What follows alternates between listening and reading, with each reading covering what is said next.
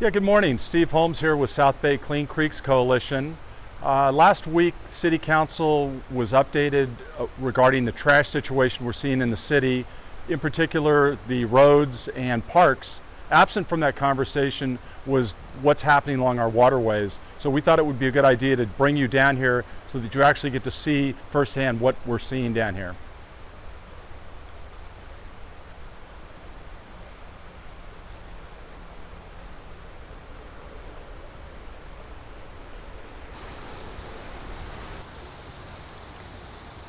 The Guadalupe watershed runs through the heart of Silicon Valley, and despite increasing urbanization, is still home to a wealth of life.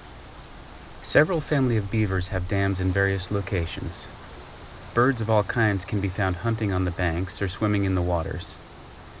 And every fall, like clockwork, salmon and native steelhead return to the Guadalupe and Los Gatos Creek to spawn. Our surveys show that the number of spawning fish are increasing thanks in part to efforts to keep the rivers clean.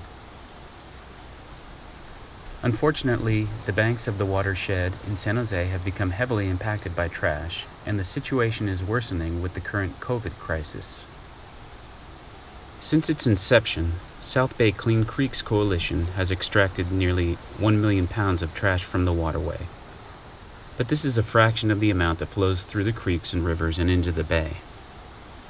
The Valley Water Authority estimates that 85% of the trash flowing through the watershed comes from people who live along the rivers.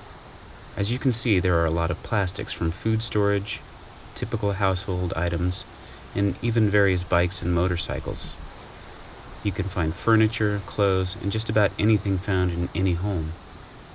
During the summers, the rivers are low and trash can pile up. In the winter, water can flow up as high as the bottom of this bridge. These storms not only wash the trash into the bay, but they also pulverize plastics, creating millions of pieces of microplastic, which work their way into the ecosystem and affect the health of the water and its inhabitants. In addition, people living along the rivers require their own sources of heat and power, and as a result, the waterways can be littered with discarded batteries and are susceptible to fire in the camps as well. The conditions we are describing and showing make for very difficult and unsafe living conditions. There are no trash services to clear the waterways, and enforcement of buffer zones away from the water is limited.